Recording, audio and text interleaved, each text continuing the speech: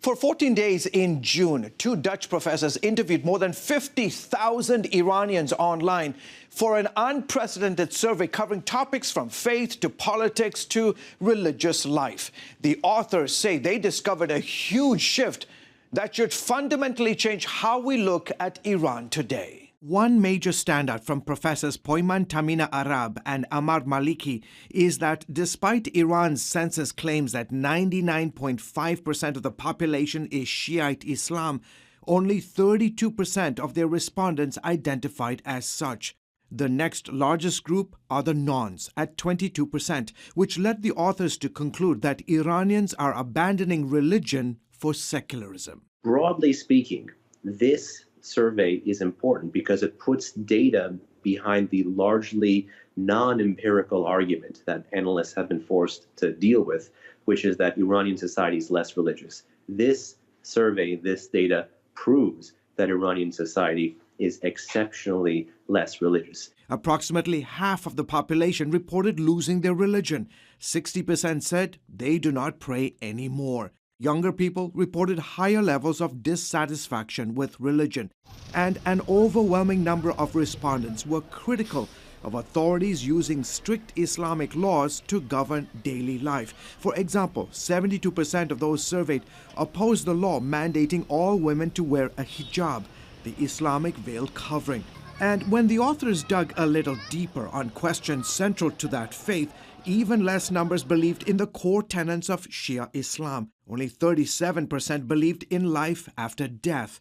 30% believed in heaven and hell. An even lower number, 25%, believed in the coming of their Islamic savior known as the Mahdi or 12th Imam. All of these trends, the pushback on the hijab, the lack of belief in the coming of the Mahdi, the lack of a willingness to identify with Shiism, the willingness to identify with other faiths, are all a result of politics in the past 40 years of the Iranian government. And as the Islamic Republic has tried to shove religion down the throat of Iranians to mask their authoritarian grasp on power, you've seen Iranians contest their authoritarianism by contesting faith itself. The survey also revealed that as Islam diminishes, Christianity is growing.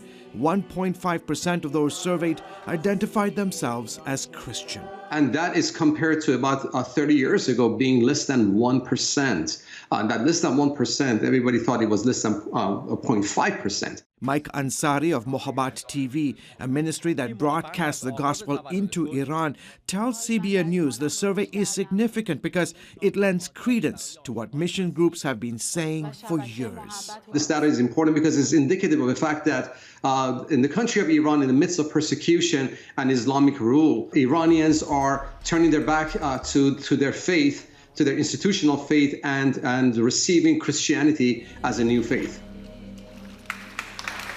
Iran is one of the most dangerous places for Christians and other minority faith groups.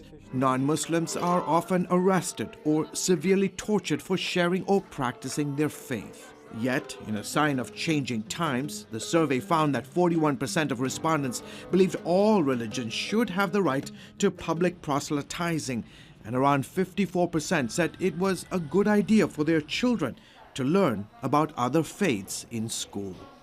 George Thomas, CBN News.